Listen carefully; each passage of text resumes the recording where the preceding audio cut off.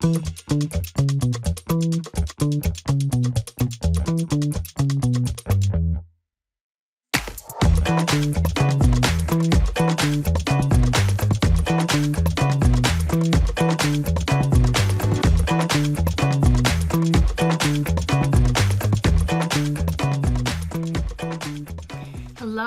my happy quilters, and welcome to block number two in our Chatsworth series. We're not going to go through all the basics and kind of the things, the kits and what's going on. You can go back and watch video number 1 where we talked about block number 1, and also we have a landing page with a video that kind of talks about how to get started on all of this. So you want to back up to those. We'll have the links below this, and this is available of course on our Facebook page as a recording and also on our YouTube channel. So like and comment and share and hit that button or whatever it is they do. Subscribe, yes. So that you'll know that every other Tuesday we're doing this, so you'll know when the new block tutorial is coming along. Right. So anyways, block number 2. So this is the pattern, and now this time it's on 2 sides of this page, and it is a beautiful little star block. Oh like my gosh, this. Marcia, that's adorable. It is a cute little guy. So we have different, first we're going to talk about the traditional way of piecing, and then I'm going to talk about how I'm doing it with a jelly roll. And then Joy's going to talk about the AccuQuilt cutter, and she's going to give you the sewing instructions as well. So let's get started. I'm going to have you come on down here. Okay. And it will tell you to cut a bunch of squares. So the cutting instructions are always at the top here on Doug's patterns, and we're not going to give you the actual cutting measurements because you know you need to buy the pattern from him. But anyways, here is the star block, and how we're going to start is cutting some different kinds of squares. And the first one is there is a center square for this one, and then it's going to tell you to cut, let's see, where did they go? Well, actually, then you're going to have bigger squares of this one as well, and you're going to cut those on the diagonal. This is the center square, but then you're going to have a square, and oh, here I have them. So then you're going to have these squares. No, these aren't the right ones either. Anyways, you're going to cut the, I don't know what happened to my big square, but that's okay. What we're going to do is we're going to take these and we're going to cut them. These are extra ones.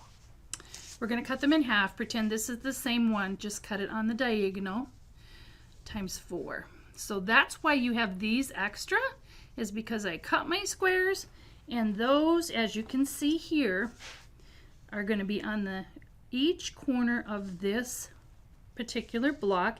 And Joy's going to have a better breakdown of these blocks at the end of this, but I'm just giving you kind of a rough idea how it's going to be. So we're going to have this, sewing these together. She's going to show you how to sew them together so we get this center block. Then what we're going to do is we're going to cut squares in the prescribed manner for the half square triangles. Here is my blocks, I think, but anyways. So you're going to have some background fabrics, and you're going to have these fabrics as well. I'm getting all confused here. I think you have it right here, Marcia. I think I do too. Because you drew the line on right, this method. Did. So anyways, you're going to take a light background, and you're going to take a print, and you'll have 4 of these and 4 of these, and what you're going to do is you're going to draw down the center on the back of your light, and then you're going to sew on both sides here, 1/4 of an inch away on both sides. And then what you're going to do is you're going to cut those apart, and then you'll end up with 2 of each of these little half square triangles to go into your quilt, and those into your quilt block. And those are all of these half square triangles here. All of these. So these kind of go together to make a flying goose. And then also you have your little corner squares here. So you kind of match them all up together your little flying, well, these are actually half squares, but they make a flying goose, but it's a colorful bi-colored flag. one. Yes. Yep, and so then you're going to put those together. Joy will give you a better idea on how to sew these all together in just a moment. But before we move on to your next one, let's take a look at this one underneath, Marcia. Because I want to point out that with the method of stacking your squares and drawing your line, generally they are oversized, and that is so that your finished block can be perfect. So this completed one does need to be trimmed to the measurement that is in his book, and it's under step B. So be sure that this finished square with a half square is trimmed to the size that he recommends. Otherwise, it's not going to fit the way it should. Right. You do have to remember with all of this traditional piecing, and he does a great job in here and tells you what to trim them down to. So with traditional piecing, most of the time we need to trim our blocks down to a prescribed size. There is that one I was looking for. There you go. I knew you'd find it. So the other one I'm going to show you with how to use is this same block, and this is with the Jelly Roll. So we'll come back down here. So here is the exact same little block, except I am going to be using these 2.5-inch strips. And of course I have the 4 different colors, and then I have one of the white as well for our background. But as you can see, and you can buy these just like this, and the Moda, some of the other companies too have different solid colors, beige colors, kind of the basic colors that you can buy. But you also are going to have some yardage, and there is a center square here that has to be cut in the subscribed measurement. So that is for that. But this time, last time, remember I used a quarter square ruler to cut the quarter squares. This time I'm going to use a half square triangle ruler, and this really makes your cutting lickety split for all of your for all of these half square triangles, and actually for your squares too. So what you do, and you can stack these up if you want to, but let's see, I'm going to do the pink one because I think it'll show up a little better on this mat. And you just line these up like this. And of course, I have used these strips already to make these blocks. So the salvages, you want to trim off the salvages. But I love this ruler. This makes things really quite easy to cut and then also to sew. And if you're cutting a lot of them, I'm going to tell you this. You can put right sides together. And this is honestly how Marcia and I would approach this one, because okay, this one has a salvage on. I did not cut that off, so just so you know, well, I can cut it off really quick right here. You don't want any of the salvages on. And you know, this might not be totally accurate because, you know, I'm sitting down and doing this kind of upside down. But anyways, this ruler, you can see it says half square here. So you want to make sure that you can read this. You don't want it this way or this way. You want to have, so you can read the half square. And then you're going to slide it all the way up to where this notch is here. So we're going to cut off one of our dog ears on this one. And this makes a kind of a big difference. Joy is going to show you in the sewing. Whoops, hold on a second. I adjusted your...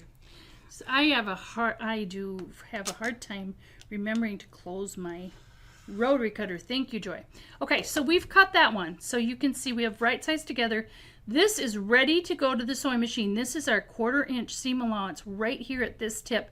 So you know exactly where to start and go and sew, and then you can chain piece. So we've cut this one. Now what we're simply going to do, watch this, flip the ruler over this way for the second cut. And you can see half square is this way and it's upside down. And then down here, you can see this little tip that we have here. So we're going to line this up. So it's exactly on the, I need to put my glasses on here. So it's exactly on the 2.5 inch line right there. And you can see that this is sticking out the bottom. So you're going to line up at the top like that. This needs to be exactly on the line of where you just cut, and then you're simply going to cut like this. Now we have 2 of these ready to go to the sewing machine. Now watch this. Then we're simply going to flip the ruler over this way again, read half square, and we're going to cut this one. And then once again, just turn the ruler over, line up the 2.5 inch mark here at the top. Make sure this is exactly right. And look it, we have 4 half square triangles ready to go to the sewing machine in a chain piecing fashion, or you could have 40 of them too, you know, and then you're just going to sew these. So there is no extra, and there's not an extra step on doing this one. So in this particular block, you can see that we have the half square triangles, and then let me just show you with a straight ruler. You're not going to need any white squares, but you're going to need 1 each of the 2.5 inch squares of each of your 4 fabrics, and you simply can line up this ruler right side up on the 2.5 inch mark, which is right here, and cut your squares the same way. So you would have your squares, and you would have all these half square triangles, and you would just go around and put this together like this. Joy is going to show you the sewing part of it right now. Okay, so that is Doug's traditional rulers that are in the book, and Marcia showed using specialty rulers, and the advantage of the specialty rulers are that the dog ears are cut off, and it actually, you will not need to trim your squares when you're done because they're already cut to size. Right. All right, AccuQuilt. I am going to do a little demo this time. Sure. I'm going to demonstrate the half square triangles first, since that's what she just showed you. So I have die number 5 in my set to create this, and I have my fabric, and remember I said you need to pay attention to the strip on your die, and you should measure across and cut your strip a 1/4 inch bigger both directions. I am a speed cutter, so I have my piece folded in half, and I simply fold in half. Some people accordion fold and all that craziness, but what I want to show you is that, again, the gray is not on square to the outside, and that's to make it work. So what I do when I start out is I've just put my fold and my cut edge a 1/4 inch beyond the beginning, and right now this piece is just parallel touching that line. That way, as I just do my little scooch, I keep the angle I have. Then I put my mat on top. If you have an AccuQuilt, you know all this, but some of you may be like, what the heck are you talking about? You need your cutting mat that goes on top, and I simply scooch my die into my machine, and I turn my handle. And it's almost like magic. It's like magic, and this little Go baby is the sweetest little machine. I have the electric one at home, but this was easier to demonstrate. You always want to rub the top to break the static, and I'm going to just peel my fabrics away. So that's my scrap, and now I have here actually 8 half square triangles perfectly cut.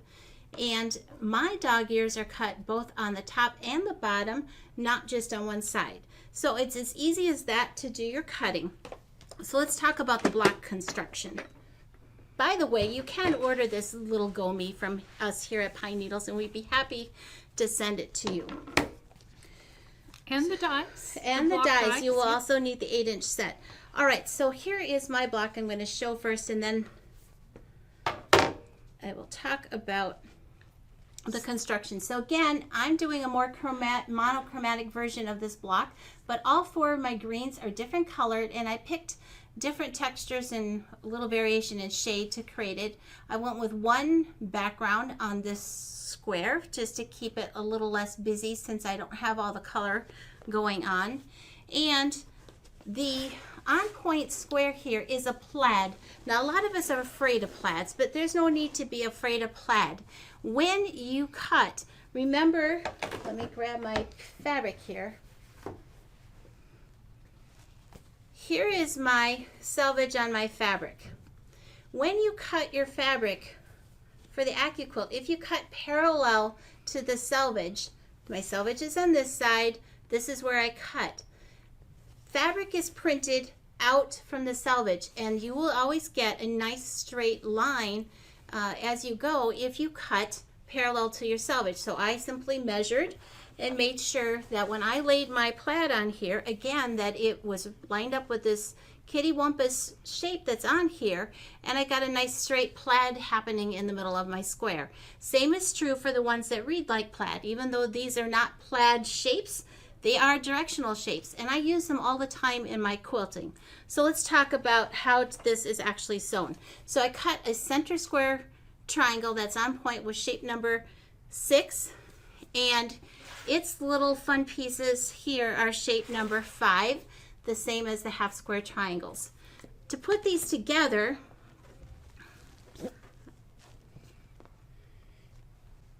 you'll want to lay your triangle on, and it says in the instructions you should center your triangle. What you maybe can't see in the camera angle here is that there's a little bit of this triangle sticking out, but at the top it lines up very nicely. So here's one side, you sew the opposing side, and I always use my pressing tool, my anti-stylus, to do this instead of my iron, so I press that out. Now what's nice is when you go to sew the second one on,